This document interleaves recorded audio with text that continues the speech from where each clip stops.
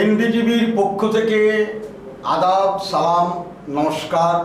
আজকে যে বিষয়টির উপরে আলোচনা করব, আমাদের সঙ্গে রয়েছেন বিশিষ্ট গবেষক, প্রকাশক, সম্পাদক, লেখক, প্রায় 200-র কাছাকাছি গ্রন্থ তিনি লিখেছেন, সেই আবু রিজা সাহেব। আমরা যখন 90-এর দশকের মাঝামাঝি সময়ে ওনার বেশ কয়েকটা বই দেখি প্রভাবিত হয়েছিলাম। বইগুলো হচ্ছে চেচনিয়া, বসনিয়া হার্জেগোভিনা, তারপরে হচ্ছে হিন্দু রাজ পরিক্রমা। ভারতবর্ষে আজকে উগ্র হিন্দুত্ববাদের বাড়াবাড়ি এবং প্রতিনিয়ত একটা করে বিভাজন মানসিকতা তৈরি হচ্ছে।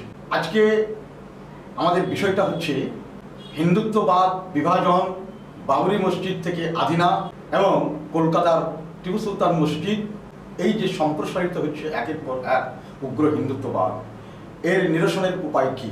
আচ্ছা অরিদা ভাই, আপনি তো হিন্দু রাজ পরিক্রমা বলে একটা বই গবেষণামূলক লিখেছিলেন।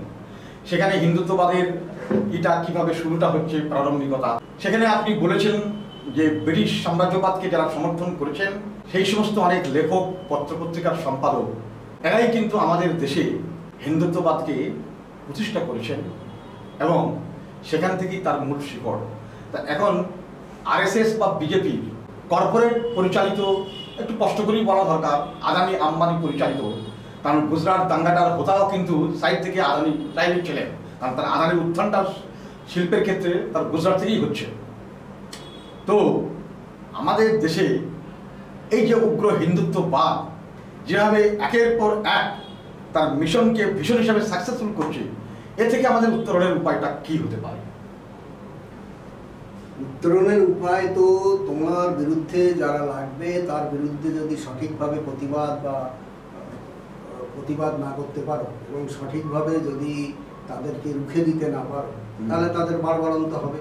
আমাদের দেশের মুসলিমদের দুর্বলতা হলো, বা যারা সেকুলার মাইন্ডের তারা দুর্বলতা হলো, তারা সেইটাকে রুখতে তো পারছে না। উল্টে সেই যারা সেকুলার বলে কথিত অমুসলিম সম্প্রদায়, তাদের মনের মধ্যেও হিন্দুত্ববাদের প্রতি একটা সুপ্ত সমর্থন রয়েছে। তার ফলে তারা তো পুরোপুরিভাবে মাঠে নামছে না, আর মুসলিমরা তো যেটুকুই বা মাঠে নামছে সেটা লোক দেখানো। আচ্ছা, কিন্তু আরএসএস এর বা বিজেপি মানে লিখিতভাবে প্রধান শত্রু হচ্ছে কিন্তু রাজনৈতিক মতাদর্শগত দিক থেকে কমিউনিস্ট বা বামপন্থীরা। হিটলার যেমন কমিউনিস্টটাকে ভয় পেতেন, এই আরএসএস বিজেপি বা কমিউনিস্ট বামপন্থীটাকে বেশি ভয় পায়। দ্বিতীয়, ধর্মগত দিক থেকে তাদের প্রধান শত্রু হচ্ছেন ইসলাম ধর্মাবলম্বী মুসলিমরা এবং খ্রিস্টানরাও। কিন্তু ওদের যে মনুবাদী দর্শন, সেই মনুবাদী দর্শনেও কিন্তু এসসি, এসটি, আদিবাসী, ইভেন ওবিসি সম্প্রদায়, এরাও কিন্তু অত্যন্ত এদের ইউনিটিটাকেও এরা কিন্তু ভয় পায়। তাহলে আমাদের দেশে তো ব্রাহ্মণ্যবাদী মাত্র 15%, যেটাকে মনুবাদী বলা হয় বা উচ্চ বর্ণবাদী, আর 85% তো সংখ্যালঘু, এসসি, এসটি, ওবিসি, আদিবাসী, দলিত, এরাই।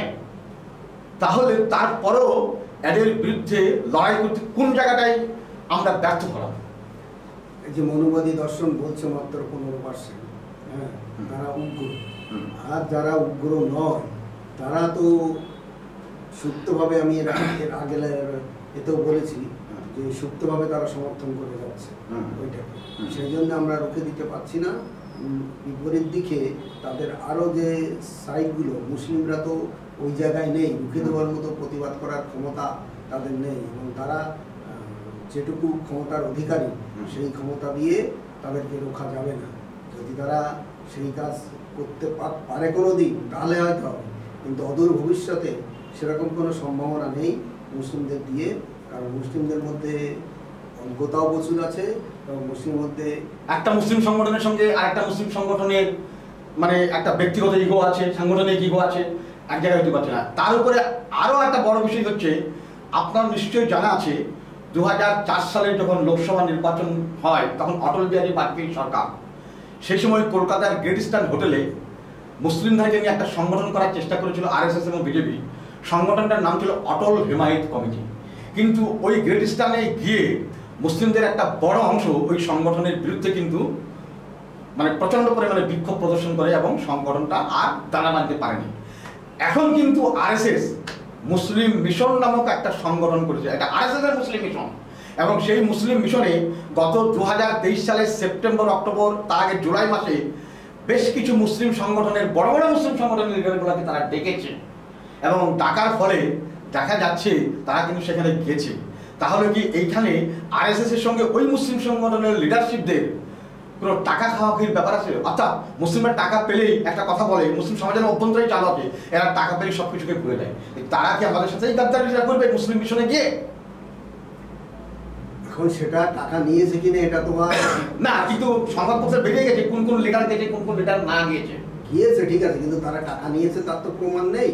কিন্তু তাদের যে আমি বলছি যে সমর্থনটা কেন, সমর্থনটা এই কারণে যে তারা ওদেরকে ভয় পায় এবং ভয় পাওয়ার দরুনে তারা প্রকৃত সত্যকে তুলে ধরতে পারে না এবং সে ভয় পেয়ে তারা জানে যে আমরা যদি এদের ভিহেমেন্টলি যাকে বলে আমরা যদি খুব উগ্রভাবে বিরোধিতা করি তাহলে আমাদের উপরে বিপদ আসবে এবং সেই বিপদকে আমরা ঠেকাতে পারব না এবং তার জন্যেই তাদের এই ইতস্তত ভাব বা তাদের একটা দ্বিধাগ্রস্ততা সবসময় কাজ করে, ফলে তারা সেই সঠিক জায়গায় পৌঁছতে পারে। দেখুন, গতকালকে বসিরহাট লোকসভা কেন্দ্র মোটামুটি বলা যায় একটা সংখ্যালঘু অধ্যুষিত লোকসভা কেন্দ্র, আপনার বাড়ি ওইদিকে।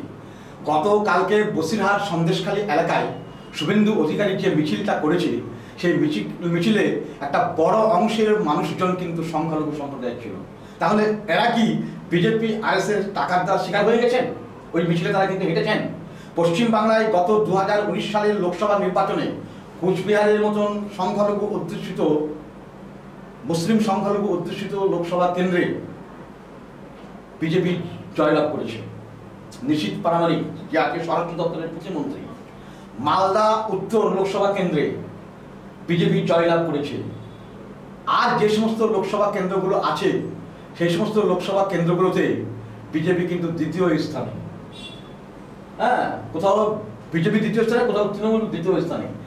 তাহলে এইগুলার ক্ষেত্রে কি ইঙ্গিত দেয় যে মুসলিমরাও কি বিজেপিকে ভোট দিয়েছে? আপনি আমাকে বলুন, এটা স্পষ্ট করুন। বিভ্রান্ত হয়ে কিছু তো মুসলিম ভোট দিয়েছে, তবে তাদের বিরাট সংখ্যাগরিষ্ঠ অংশ অবশ্যই ভোট দেয়। হ্যাঁ, বিভ্রান্ত হয়ে একটা অংশ দিয়েছে, এটা আপনি স্বীকার করেন। কিছু অংশ মানে বিভ্রান্ত হয়ে কিন্তু আজকে আপনি দেখুন 1992 সালের বাবরি মসজিদ আজকে কিন্তু রাম মন্দির তৈরি হয়ে গেল। জ্ঞানবাপী মসজিদের ভিতরটায় পূজা অর্চনা করার তারা অধিকার পেয়ে গেল। দিল্লিতে মেহরুল রোডে একটা মসজিদ, সেখানে দখলদারি নিয়ে নিয়েছে। বাংলায়, বিশেষ করে পশ্চিম বাংলায় তারা মালদার আদিনা মসজিদটা পুজো করতে গেল এবং সেখানে রাজ্য সরকারের পুলিশ সেখানে কিন্তু সিকিউরিটি হিসাবে আছে। আর সেখানকার যারা আধিকারিক ওই প্রত্যন্ত তারা কিন্তু আটকে দিল পুজোটা। কিন্তু উনি যে চলে আসছেন পুজো দিতে, এই লোক যারা ওই উগ্র হিন্দুত্ববাদী লোক, যারা হিন্দু মহাসভা, হিন্দু পরিষদ, হিন্দু জাগরণ কমিটি, তারা কিন্তু ঢুকে গেল ওই আদিনা পর্যন্ত, অথচ রাজ্যের পুলিশ প্রশাসন কিছু করলো না। তারপরে তারা টার্গেট করছে দক্ষিণ কলকাতার টালিগঞ্জের কাছে টিপু সুলতানের স্মৃতি বিজড়িত টিপু সুলতান মসজিদ। এইভাবে তো একের পর এক তারা যতগুলাকেই বলবে ততগুলাকে টার্গেট করবে এবং তাদের মিশন কিন্তু সাকসেসফুল হয়ে ভীষণ কিন্তু পরিণত হতে চলছে। তাই এই ব্যাপারে আমাদের রাজ্যের যে শাসক দল ছিল তার কি কিছু করণীয় ছিল না? অবশ্যই ছিল, কিন্তু ব্যাপার হলো যে একেবারে ওরা হলো যে আস্তে আস্তে মুসলিমদের স্লো পয়গান দেওয়া হলো। যে বাবরি মসজিদ ভাঙার পরে প্রতিবাদ হয়নি তা না, বিরাট প্রতিবাদ হয়েছে, বহুদিন ধরে মানে চলেছে তার প্রতিবাদ। কিন্তু তারপরে ওরা জানে আরে মুসলিমরা তো ধৈর্য ধরো, দেখবো আস্তে আস্তে মানে ঠান্ডা হয়ে যাবে। ওরা সেই কাজটা করেছে যে বহুদিন ধরে মুসলিমদের থামিয়ে থামিয়ে রেখেছে। হ্যাঁ, এই আমরা দেখছি, আমরা থাকতে তোমাদের কিছুই হবে না, এইরকম একটা মুসলিমদের দেখিয়েছে। পরে মুসলিমদের ঠান্ডা হয়েছিল, সেই প্রতিবাদগুলো অত দানা বাঁধতে পারেনি ওই রাজনৈতিক নেতাদের জন্য। রাজনৈতিক নেতারা তো প্রথম সাম্প্রদায়িক। কারণ আমরা যদি দেখি পুলিশ প্রশাসন একটা অফিসে তো আর মানে পুজো অর্চনার মন্দির থাকতে পারে না। কিন্তু এমন কোনো কলকাতায় বোধহয় থানা নেই, দেখতে পারবো না যেখানে কালী পুজো হয় না, মন্দির আছে, শনি মন্দির ফুটপাথগুলাই গড়ে উঠছে। ওগুলো নয়, এর মধ্যেই মন্দির। তুমি এখানে যে আমাদের এই এটা কি তপসিয়া যে থানা আছে, তপসিয়া থানার মধ্যেই মন্দির আছে। এরকম সব জায়গায় মন্দির আছে ওই এগুলোই, তাহলে তারা নিরপেক্ষ হবে কি করে? তারা নিরপেক্ষ হতে পারবে না। কারণ অফিসে আমরা বলছি ঠিক আছে তুমি মনে যাই করো, পুজো করো, অর্চনা করো, যাই করো, হ্যাঁ, কিন্তু তুমি তোমার অফিসে মানে সরকারি প্লেসে করো না, সরকারি প্লেসে তুমি কেন মন্দির হবে? এইটা সরকারি প্লেসে কেন ধর্ম প্রতিষ্ঠান হবে, ধর্মীয় প্রতিষ্ঠান হবে? অবশ্য ব্রিটিশদের আমলে আমাদের রাইটার্স বিল্ডিং এ একটা মসজিদ করে দিয়েছিল, কিংবা বিধানসভায় করে দিয়েছিল, সেগুলো ইতিহাস ঐতিহ্যগত করা না, সেগুলো ভেঙে ফেলা হচ্ছে না। কিন্তু দেখা যাচ্ছে যে কলেজ, ইউনিভার্সিটি, বিশ্ববিদ্যালয়ে তো সরস্বতী পুজো হচ্ছে। একটা সময় বুদ্ধদেব ভট্টাচার্য একটা ইনিশিয়েটিভ হয়েছিল যে থানাগুলোতে কালী পুজো বন্ধ করতে হবে, দিয়ে সেটা ভেঙে গেছিল, কিন্তু আবার কিন্তু নতুন করে সেটা তৈরি হচ্ছে। এখন ঘটনাটা হচ্ছে কমন প্লেসে যখন আমি চলবো, সেই কমন প্লেসে কোনো ধর্মীয় অনুষ্ঠান বা ধর্মীয় প্রতিষ্ঠান থাকবে না। কিন্তু এখন তো দেখা যাচ্ছে রাজনীতি কিন্তু ধর্মকে ব্যবহার করছে, তাহলে এর উপায়টা কি? তার জন্যই কি আজকে এই উগ্র মৌলবাদী হিন্দুত্ববাদী সংগঠনগুলো আরো বেড়ে চলেছে? অবশ্যই। যদি তুমি দেখো যে এই যে সরকারি অফিসগুলো, যদি তাতে পুলিশের ভূমিকা প্রধান, পুলিশের এতে যদি তোমার ধর্মীয় প্রতিষ্ঠান থাকে, মন্দির থাকে, হ্যাঁ, তো সেই মন্দির মসজিদ গির্জা চাই থাকবো না কেন, সেটা সরকারি অফিসে হওয়া ঠিক নয়, উচিত নয়। মানে ধর্মনিরপেক্ষ রাষ্ট্র তো রাষ্ট্র, এটা ধর্মনিরপেক্ষ রাষ্ট্র। এবং 1970 সালে লিখিত হবে সেকুলারিজম শব্দটাকে ভারতের সংবিধানের প্রস্তাবনায় ঢুকিয়ে দিয়েছিলেন ইন্দিরা গান্ধী, হ্যাঁ, এবং তার জন্য তিনি বিলও করেছিলেন। আগে ছিল অলিখিত ধর্মনিরপেক্ষতা, সেটাকে লিখিত আকারে করেছিলেন, এবং এক্ষেত্রে সিদ্ধার্থ শঙ্কর রায়, ইন্দিরা গান্ধীর একটা বড় ভূমিকা ছিল। কিন্তু যেখানে এই কথা বলা হচ্ছে, সেখানে তো সরকারি শিক্ষা প্রতিষ্ঠান, সরকারি প্রতিষ্ঠান, থানা, অফিস, আদালতে কোনোভাবেই কোনো ধর্মীয় প্রতিষ্ঠান থাকা উচিত নয় বলে আপনি মনে করছেন। এবং এটাকে যদি রুখা যায়, তাহলে দেখবেন উগ্র হিন্দুত্ববাদ অনেকখানি থেমে যাবে, তাই তো? কিন্তু বাংলায় তা সম্ভব নয়। বাংলার এগুলোই তো সুপ্ত। তার মানে একটা জিনিস সেটা হলো যে বাংলায় যে মানে বাংলায় তো রাজধানী ছিল, হ্যাঁ, অবিভক্ত ভারতের, অবিভক্ত বাংলা এবং অবিভক্ত ভারতের রাজধানী ছিল, দীর্ঘদিন ছিল। সেই থাকার কারণে সেখান থেকে যারা উঠে এসছে তারা তো ধর্মনিরপেক্ষ হবে, কিন্তু তা হয়নি। সেখানে কাজ করেছে ওই সাম্প্রদায়িকতা কাজ করে তাদেরকে এই উগ্র হিন্দুত্ববাদের বিরুদ্ধে লড়াই করতে গিয়ে বিখ্যাত সাংবাদিক গৌরী লঙ্কেশ প্রাণ হারিয়েছেন। গোবিন্দ পানসারে বলে বোম্বের বিখ্যাত লেখক এবং সাংস্কৃতিক ব্যক্তিত্ব, তিনি কিন্তু আরএসএস এর বিরুদ্ধে প্রাণ হারিয়েছেন। নরেন্দ্র দাভেলকারের মতন অত বড় একজন নাট্যকার দক্ষিণ ভারতে, কিংবা কালবর্গীর মতন অত বড় একজন সাংস্কৃতিক সম্পন্ন ব্যক্তিত্ব প্রাণ হারিয়েছেন। এমনকি এখনো পর্যন্ত তিস্তা শীতলবাদের মতন একজন অত বড় মহিষী, তিনি কিন্তু লড়াই করছেন সেই জাহিরা শেখ বা বিলকিস বানু সহ ওই এহসান জাফরির পরিবারদের প্রতি যে আচরণটা করা হয়েছিল সেগুলোকে নিয়ে। তাহলে কি এই কথা বলা, মানে 92 সালে দাঙ্গার বিরুদ্ধে তারা এখনো কাজ করে চলে যাচ্ছে? এমনকি এবি বর্ধন সিপিআই এর সাধারণ সম্পাদক ছিলেন, তিনিও একটা বই লিখেছিলেন, তার নাম হচ্ছে আরএসএস এর স্বরূপ। এবং আমি বোম্বে পুলিশের প্রাক্তন আইজি জিএম মুশরিফ এসেছিলেন, এসএন মুশরিফ এসেছিলেন, তিনি বলেছিলেন টার্গেটটা হিন্দুত্ববাদীরা প্রথমে করেছিলেন এবি বর্ধনকে, কারণ উনি আরএসএস এর স্বরূপ নিয়ে একটা বই লিখেছিলেন। কিন্তু সেটা ফেলিওর হয়ে যায়, সেটা বর্তিয়ে গেল গোবিন্দ পানসারের উপর দিয়ে। হ্যাঁ, তাহলে এই কথা কি বলা যেতে পারে যে উগ্র হিন্দুত্ববাদের বিরুদ্ধে যে লড়াই প্রগতিশীল হিন্দু সম্প্রদায়ের মানুষরা করছে, তারাই একমাত্র হতে পারে এই হিন্দুত্ববাদকে দমন করার ক্ষেত্রে একটা বড় অস্ত্র? এতো হতে পারে, কিন্তু ব্যাপার হলো ওই যারা দেখাচ্ছে যে আমরা উগ্র হিন্দুত্ববাদের বিরুদ্ধে, তার যে সংখ্যা, সেই সংখ্যার একটা বড় অংশ আবার সুপ্ত সাম্প্রদায়িকতা মধ্যে। কিন্তু আবার একটা নকশালদের একটা অংশ আছে, কিংবা এপিডিআর এর একটা অংশ, তারা কিন্তু খুব দৃঢ়ভাবে কিন্তু রাস্তায় নেমে কিন্তু মোকাবেলা করছে। আর আপনি যেটা বলছেন যে সমস্ত রাজনৈতিক দলগুলো এরকম আছে, তাদের তো ভোট ব্যাংকের একটা ব্যাপার থেকে যায়, আর নকশালদের কাছে কিন্তু ভোট ব্যাংকের কোনো ব্যাপার থাকে না। হ্যাঁ, এপিডিআর এর কাছে ভোট ব্যাংকের কোনো ব্যাপার থাকে না, সেই জন্যই তো তারা পাচ্ছে। হ্যাঁ, সেই জন্য এই হচ্ছে বিষয়।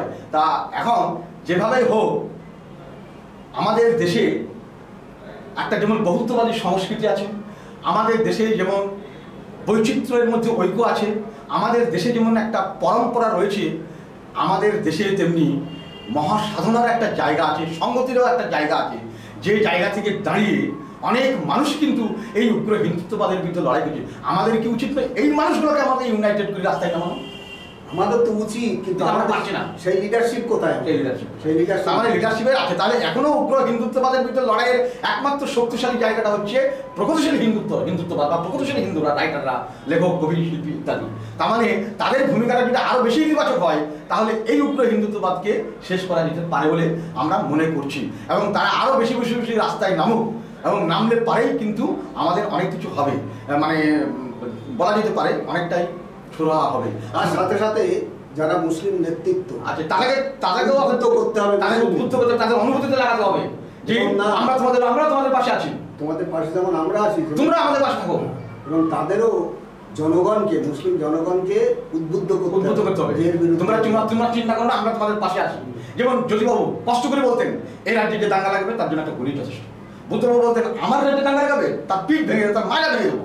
কিন্তু আমাদের এই রাজ্যে রামনবমীর পাল্টা রামনবমীর মিছিল সেই হিন্দুত্ববাদকেই কিন্তু ইনক্রিজিং করছে। যেমন শিবপুরে যে ঘটনাটা গত বছর ঘটেছিল, সেটা আমাকে ওই এলাকায় আমরা যখন ক্ষেত্র সমীক্ষা বা ফেস ফাইন্ডিং করতে যাই তখন আমাদেরকে অনেকেই বলেছিল এটা তো নবান্নেরই ব্লু প্রিন্ট ছিল। আসানসোল নবান্নেরই ব্লু প্রিন্ট। তাহলে মুকুল রায় যে বলছে যাহাই বিজেপি তাহাই তৃণমূল, এতে তো আরো হিন্দুত্ববাদকে সেটা তো জ্যোতি বসুর আমলেও এই জিনিস হয়নি বা বুদ্ধদেব বাবুর আমলে হয়নি।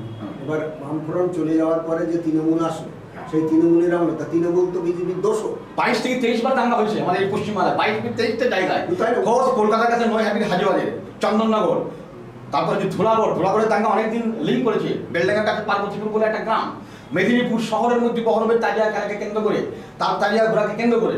আবার এই বাংলায় আমরা দেখতে পাই বর্ধমানের গলসিতে পুজো মণ্ডপে মহরমের লাঠি খেলা আমন্ত্রণ করে নিয়ে গেছে। মহরমের মসজিদ শোনার জন্য লেখা আছে। এখানকার তাহলে জানতে পেরেছি সেখানকার লোকাল লোকরা কিন্তু মানসিকতা ভালো। যেমন আমি বর্ধমানে যখন থাকতাম গোলাপবাগ এরিয়াতে, সরাইটুকুর বলে একটা জায়গা আছে, প্রচন্ড বৃষ্টি হয়ে গেছে, ঈদগাহ প্রায়টি হয়ে গেছে, ভিজে মানে জল পানি দাঁড়িয়ে গেছে, মসজিদে মানুষ যেতে পারছে না। তারপর যখন বৃষ্টিটা থেমে গেল তখন মারোয়ারিদের একটা রাইস মিলের বৃহৎ জায়গা ময়দান, কিন্তু সেটা ইট দিয়ে করা আর কি, মানে উঁচু করা। তখন সেই মারোয়ারিদের পক্ষ থেকেই একজন বললেন, রাইস মিলের মালিক, আপনাদের যেভাবে সুবিধা হয় এই জায়গাটাকে ব্যবহার করে আপনারা নামাজ পড়েন, যদি আপনাদের কোনো আপত্তি না লাগে। তখন আমাদের ওই ছড়াটুকুরি মসজিদে কেন আপত্তি থাকবে, আপনিও মানুষ আমরাও মানুষ, হয়তো ধর্মগুলি আলাদা, আপনিও একজন খালাকার ইনসান, আপনিও একজন আশরাফুল মুসলমান, আমরাও একজন মানুষ। সুতরাং মানুষ তো মানুষের পাশে দাঁড়ায় বলেই কিন্তু সেই ইমাম সাহেব গিয়ে আর পুজো করলো। এমন কিছু তাই নয়, সেই রাইস মিলের মালিক যতক্ষণ পর্যন্ত নামাজ হলো সমস্ত সিকিউরিটিগুলোকে নামিয়ে দিল যাতে নামাজের কোনো ব্যাঘাত না হয়। তাহলে আমাদের ভারতবর্ষে সহানুভূতিশীল মানুষ কিন্তু এখনো আসছে, তাহলে এবার এই দেশটা কিন্তু টিকতে পারতো না। এবং এই ধরনের আছে, শুরু থেকেই আছে। এবং এই সহানুভূতিশীল মানুষগুলোকে আমাদের কাজে লাগাতে হবে এবং তাদেরকেই রাস্তায় নামাতে হবে। এবং এই উগ্র হিন্দুত্ববাদের বিরুদ্ধে লড়াইয়ের একমাত্র হাতিয়ার হতে পারে প্রগতিশীল হিন্দুত্ববাদ। এবং আজকের মতো আমাদের আলোচনা এখানেই শেষ হলো, আবার আগামীকাল হবে কোনো না কোনো বিষয়।